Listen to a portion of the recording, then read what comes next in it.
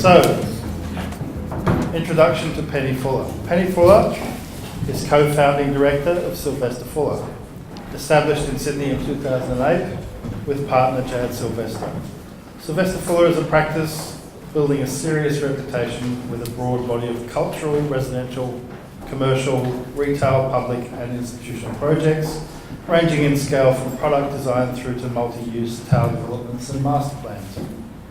Prior to establishing Silvester Fuller, Penny worked on Aurora Place with Group GSA, who were the executive architect for both residential and the commercial towers. Penny's role required close collaboration with the Renzo Piano Studio to integrate the many bespoke details into the base building works.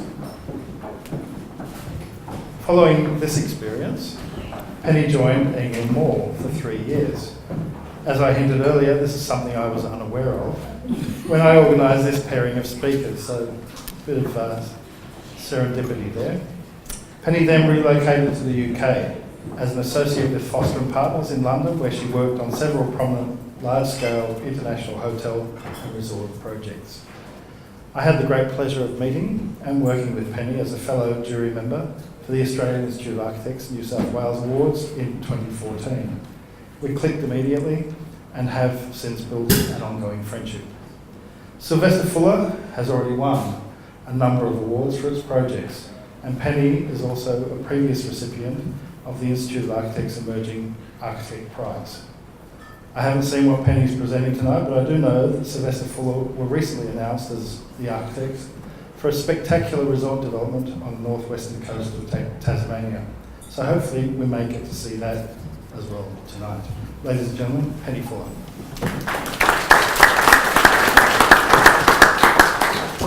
Thanks, Stephen. I will indeed show the result project actually, so that's good. I didn't realise at the time you asked me to do this talk that you didn't know that I'd worked for Ian, and I thought that's a perfect pairing. I just had a feeling. And I was going to say we haven't done a lot of brick either, and that when I worked with Ian, I didn't learn anything about bricks. But you talked a surprisingly a lot about bricks just then. We haven't done that many bricks yet. It'll come with age. And council demand. So we took the opportunity to put this talk together based on a number of very new projects in the office. So some are very hot off the press. They haven't gone in for DA yet even, so be kind. They're still works in progress. But I'd like to talk to you about them relating to community and diversity. Each of the projects have a very important communal component to them, whether it be creating a new community or reinvigorating an existing community. And they're a very diverse range of projects. They range from a very urban context apartment building, the resort, which is located in regional Tasmania, and then through to some ministry centres, which are really out in the suburbs in Sydney. The first project that I'll show you is Key Quarter in Sydney. This was actually not a design competition, interestingly, for Sydney. It had a great process actually for us. The client is AMP Capital, and they were able to work with emerging architects through an EOI process on the proviso that they did an invited international competition for the tallest tower on the site there. And we were fortunate to be selected as one of the younger architects on the job. It's all of the AMP owned buildings in Circular Quay, and on the Loftus Street block, which is behind Customs House, there are 3 new apartment buildings going to be built. One by Make Architecture, who did a double talk in Sydney and spoke about that job. One where B here is ours, and SJB doing the others. There are 7 architects in total working on this site here, and we spent for over 6 months every single Thursday of the week locked in a room together working very intensely on this project. And I think the result's been really interesting and really fantastic, and we can't wait to see it built. We worked very hard to develop some design principles so that the site, while it has some very diverse architecture, it's still recognisable as a place. This is the building that will be knocked down to build our project. We have an existing, I'll use you a little bit pointing, an existing apartment building here, which I think AMP wish they didn't sell off because now they have some view sharing issues with the owners there. And this little heritage building, the Gallipoli Club. The site's very small, but it's very diverse. It has a lot of different contexts. There's a laneway, there's a park, there's privacy, there's not much sun to be gained, and there's a lot going on. And the concept that we arrived at was to really use an incremental transition approach to the site.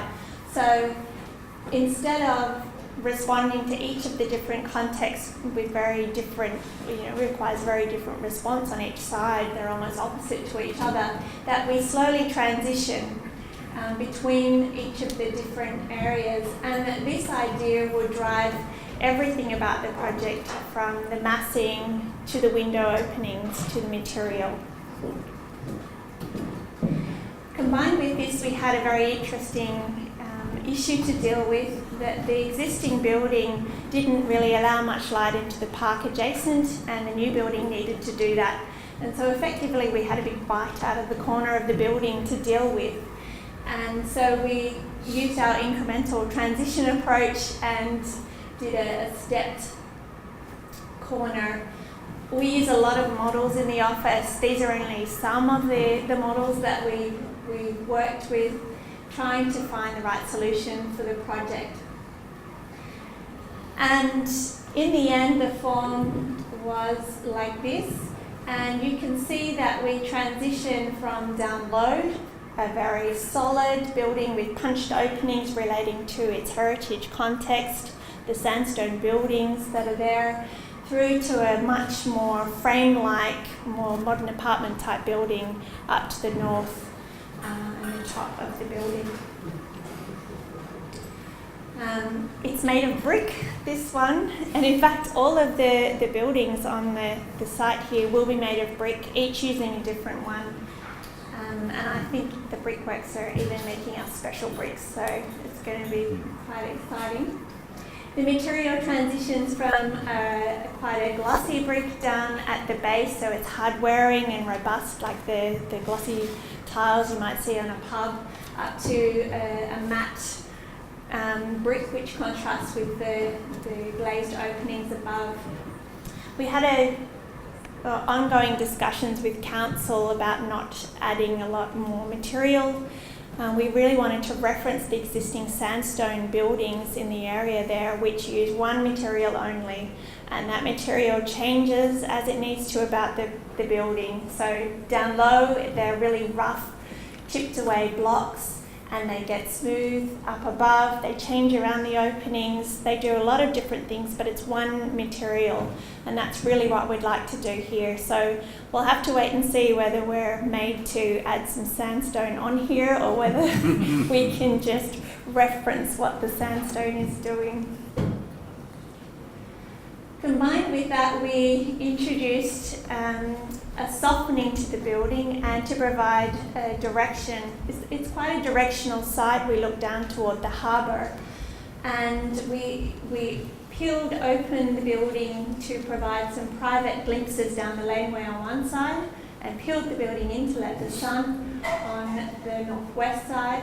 And then at the base of the building, we peel the skin up really to allow the retail shops to have a presence on the street. Here you can see the peels in the laneway. We've got a lot of work to do on the brick yet. It's just a texture really overlaid. It was a late change, and we're quite excited about developing that. So you have to watch this space. The laneway is a much more closed facade. When you look down it appears very closed. There's privacy to the building. The apartments use a different approach rather than really layering the balcony across the front. The balcony is captured and used as a device to separate the spaces, to separate the living from the sleeping, and to really incorporate that area within the apartment. But the blinds can also be put down if you'd like to have privacy between the spaces. So you can see here the make architecture building in front of us, and SJB is the little red one just behind. So they're really a family of buildings, but they each have a very different story that they'll tell. So in quite a few years' time, you'll be able to come to Sydney and see this area revitalised. Okay, the next one is the resort project in Table Cape. We were really lucky to be invited to work on this project. Jad, my partner, is from Tasmania. No, I shouldn't say he's from Tasmania. He won't like that. He spent some time there growing up. Give me some. Don't belittle Tasmania. No, I like Tasmania. And he's very familiar with this area here. The site is an old volcanic plug. It's quite a dramatic location on the northwest coast. There's a lot which is happening up the east coast of Tasmania, but not so much along here, although there are some very beautiful spots that people go to look at. But the interesting thing about the Cape, I think, that it has this very rugged, natural, steep edge to it and a super cultivated top. It's very influenced by man elsewhere. And it's almost a land art. When you fly in over, you see this patchwork of different overlays on the land. The site has beautiful views down the coast and out to the ocean, but it also has some beautiful views inland as well. It's quite a beautiful spot. It's a privately owned piece of land, but everybody in the vicinity and the nearby town feels a sense of ownership. The Cape forms the backdrop to their town, so they have a very big say in what goes on down there, and we felt it very important that it be for everybody, this site. And actually that was one of the dreams of the owner, that he felt it was too good to keep to himself and he'd like to be able to share it, which was quite amazing. And so based on that, we discussed a lot that we needed to create a place that was both recognised globally. There's some resorts already in Tasmania that are, so Sapphire is a very popular place to go, but it's very exclusive and it's not for the locals at all. And so we didn't want to recreate a place like that. It needed to be a place that is loved locally as well, that it's a place for everybody. And so following that, there were 4 components to the resort. Of course, the luxury resort you would expect, the spa and wellness you would expect, the function centre you would expect as well. They're all things required. But the farmer's restaurant is something that was for everybody, and we really envisaged that as a farmer's door, like a cellar's door for all of the local growers around there who produce wonderful produce but are not large enough to really have a presence or have people come to visit them individually. And the site, as I said, has these 2 very extreme contexts, and the building needed to respond to both of these, the cultivated top and the wildness of the edge. But it also needed to combine both a singular landform identity, something that's quite recognisable as a destination and a place, that when you flew in over the site you could say, yes, that's where I'm going, I recognise that shape. But also it had an individual identity, and you could feel like you had your own place there, that you weren't just one of many, that you were special.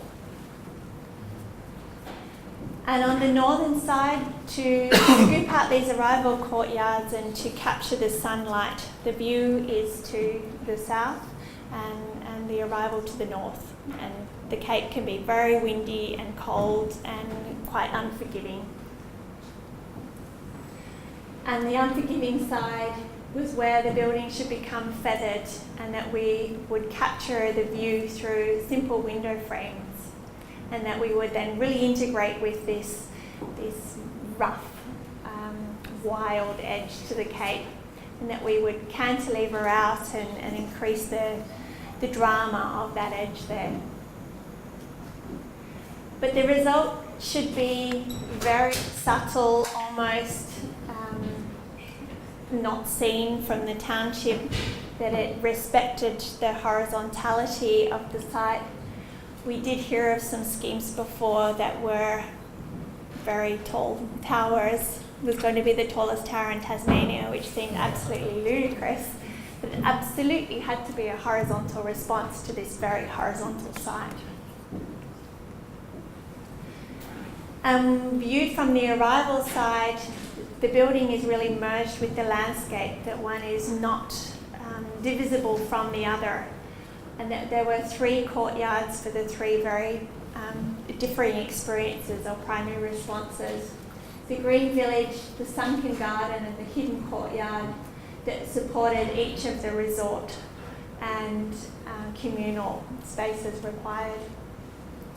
So the Village Green is probably one of the most important areas. It is the place that everybody can come. You can take your mum for Mother's Day or for a special birthday, but it also is a support for the events that happen down there. The Tulip Festival. I can imagine Target Tasmania using this as a stop and all of the cars parked up there and staying the night at the hotel. The Sunken Garden supporting the function centre, and then contrasting with this was the arrival courtyard, which the road just disappeared down, hidden from view, and it was a very private arrival and exclusive experience. And then on the southern side, the building would cantilever out over the wildness, and the kangaroos there are a mother and a baby. They're not doing anything naughty. We had a lot of comments about the kangaroos.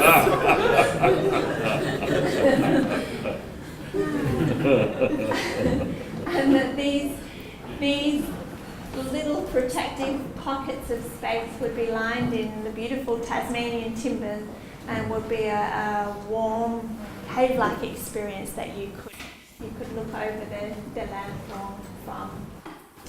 So this project's yet to go in for DA. There's a lot of development to go, but it's been received well so far, and we're excited about continuing on that. Okay, so these ones are really, really brand new. The Ministries Centre that we first did, you may be familiar with. It was one of our very first projects when we started our office. It's just outside of Sydney. It's for the Anglican Church, and it was received well by the Anglican community and has been a successful project for them. And we learned a lot about the types of buildings that they need, and that they're really more aimed toward community rather than a traditional church or chapel type of building. And so off the back of that, we were invited to look at several other projects with them. And originally what they wanted was to develop a building that they could then place on lots of greenfield sites around Sydney. And we were uncomfortable with that approach and felt that each project really needed to be special and unique, although there were some very similar components for each. And so our first response was to develop a series of 7 steps for them that we could use if we were doing a project, but any other architect could also use if they're doing a project with them. And each project always had these key components of the youth, which is the orange, the worship, which is the red, the creation and Sunday school areas, and the administration, and then what they called the foyer. So our first step was always to turn the foyer into the family room, the heart of the space of the place. This for us actually was the most important space in the whole building. And that each site should be able to have the opportunity to add a program that might be necessary in the community. So childcare is often necessary, and in one project we're looking at the moment, a medical centre is. But there could be the opportunity to add a program. The next step is to arrange the program around the hub. So importantly, everybody arrives through the hub and then goes to the function that they need to. And a lot of the informal gathering and exchange of ideas and getting to know each other and having the wider community get to know the church and use the space happens within the hub.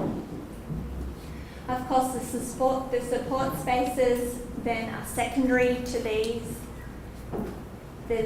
Some spaces require connection to the outdoors, and that the cars should always be really the least important. A lot of people arrive at these sites with cars. Cars are a big thing to deal with, and they dominate many of the sites. But we really wanted to make sure that we arrived at a place that it had a pedestrian feel to it, that it's about people and not about cars. And then the final step was about staging. And so what we wanted to avoid was incrementally growing each of the spaces. They're never able to build initially everything that they might need as they develop. So rather than build each of the spaces smaller and grow them over time, that we should repurpose spaces.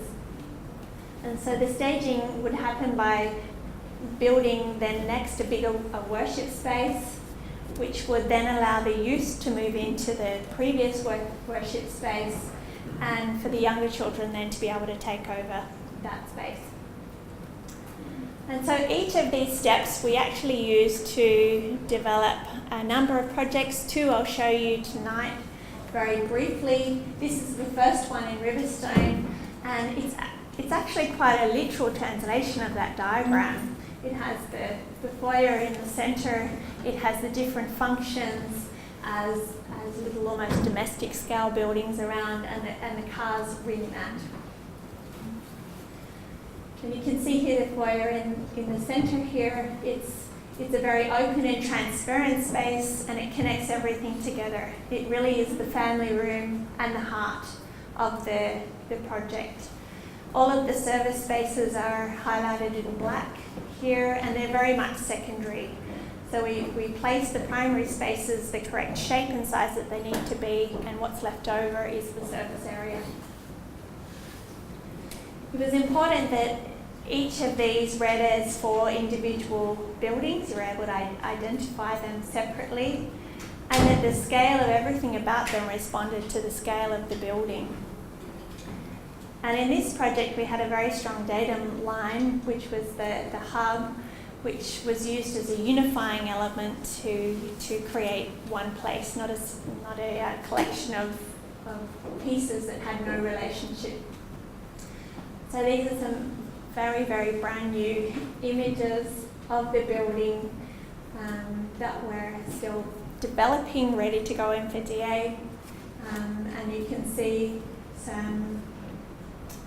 the openings where we need them generally around spaces don't change, but for example, on the auditorium, for example, where we don't need big windows down the front, we have a transition of opening.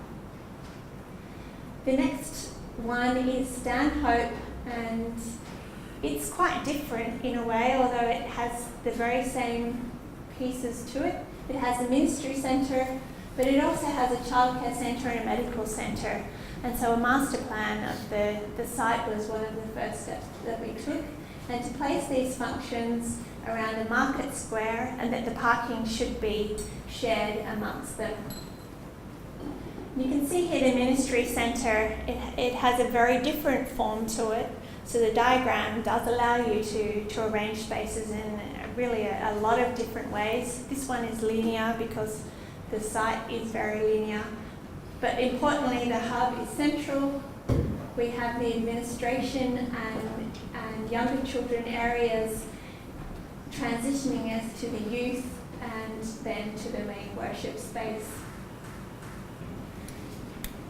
The project has two different faces. To the parking side, the edge is held, it's quite calm, and it becomes very animated as we move to the more public side, the northern side, and the street face that everybody drives past and sees. And so this is the more held side, the forecourt with the future childcare centre and medical centre. And then the street side is much more animated and open and welcoming. And so it's really a balance of creating a building that does have some kind of religious connotations about it. It does look like it could be a church, but not so much so that other people wouldn't feel like they could come and use the project, use the building. Okay, and then the very last project I'll show you is a bit of fun. I think this one tells you a lot more about the community of our office and the thinking in the studio, how the team works together. For a long time now, we've really been interested in providing more or where we can add value beyond just design. So while we love designing, we also love making things and getting our hands dirty. And we recently, with a partner, developed another business identity so that we could do these types of projects. And they are a series of constructed elements which are large furniture or products. And the thing that will tie them all together is that they always have more than one function. So these were some play pods that were developed for a childcare centre project, and they serve a number of purposes. They are a spatial divider, they create a space within, they're three-dimensional storage elements, they display things, they support activities both within and around them. And they're very simply constructed from a grid of ply. The size of the grid is based off the IKEA storage module, so they can just get a very cheap storage box and fill up as they need to. This childcare centre is called Froebel, and it's a German not-for-profit. Friedrich Froebel developed a teaching method for kindergarten-aged children, and it was used a series of what are called gifts, and they were toys or educational toys that were purposefully called gifts because they were very carefully crafted. They're not the disposable plastic, which happens a lot today. They're made of timber, and they incrementally introduce a more complex concept to the children as they learn and grow. And so these ones use very simple geometric shapes which are taken from the gifts, and each of the gridded cubes is subtracted by using a different geometric volume. And there were, in this case, 4 different play pods developed, and each of the different shapes create a very unique space within. So here you can see, they haven't quite moved in yet, but we had a photographic day just with some of the young kids. But you can see the pods in place here, and you can see clearly that they're used to divide the space, but they also will have activities within. We built them in a factory. We have access to a big 5-axis CNC machine. These are all the guys from the office. They all helped build them. Each of the cut-out pieces has a code, and they go together very simply, but it's really like a big 3-dimensional jigsaw puzzle. And there's a little animation which Catherine will show at the end, just in a moment, which shows how they go together fairly quickly before the painting team comes in and takes a little bit longer to seal them all. There's Helen enjoying her handiwork. Helen also worked for Ian. I told her. And the custom cushions are installed before the kids come in and enjoy She them. did, yeah. But there's, oh yes, Helen also worked with Bob. Yeah, It's a kind of, we're all connected. Yes, and so there's the custom cushions are used to furnish the pods. They're in hues of one colour. They're colours which come from the frugal gifts. And then a simple light is suspended from the ceiling above, and the children will enjoy story time. But also the big kids enjoy story time as well in the pods. So these are the rest of the guys from the office. And Catherine, if you would play that little animation just to finish, that would be fantastic. If you check out our Instagram feed, you'll see it on there.